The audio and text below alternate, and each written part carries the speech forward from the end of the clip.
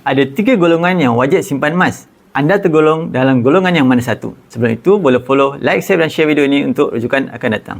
Tak semua orang perlu simpan emas, tapi ada 3 golongan yang memang wajib mulakan simpanan sekarang. Golongan yang pertama, orang yang suka berbelanja tapi tak boleh simpan wang. Ada orang yang dah kerja bertahun-tahun tapi masih tiada tabungan kecemasan. Duit gaji hanya singgah sekejap ke dalam akaun. Hujung bulan dah kering sepenuhnya. Kalau cuba simpan duit pun tak bertahan lama. Sekejap je dah terguna semula. Yang kedua, golongan yang asingkan duit tetapi hanya simpan dalam ASB atau tabung haji. Simpan tak bermakna untung. Ramai yang tertipu dengan angka dividen.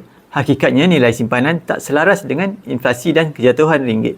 Jika anda ada simpanan dalam instrumen tersebut, emas boleh jadi pelengkap yang melindungi nilai sebenar harta anda untuk jangka panjang. Yang ketiga, golongan yang dah kaya tapi tak simpan emas. Kaya tak bermaksud selamat. Ia seperti kapal yang berlayar tanpa bot keselamatan. Besarnya harta tapi tiada simpan emas ibarat risiko besar bila berlaku kejutan kewangan. Emosi, politik atau undang-undang boleh merampas harta anda. Tetapi emas kekal simpanan fizikal yang boleh dijual apabila perlu. Malah tiada siapa yang mengetahui dengan tepat berapa banyak emas yang anda simpan. Jika anda tergolong dalam salah satu golongan tersebut, saya amat sarankan anda tukarkan sebahagian simpanan anda ke dalam bentuk emas. Bagi yang ingin memulakan simpanan emas fizikal public gold, boleh klik link profile, daftar percuma dan saya akan bimbing anda sebaiknya.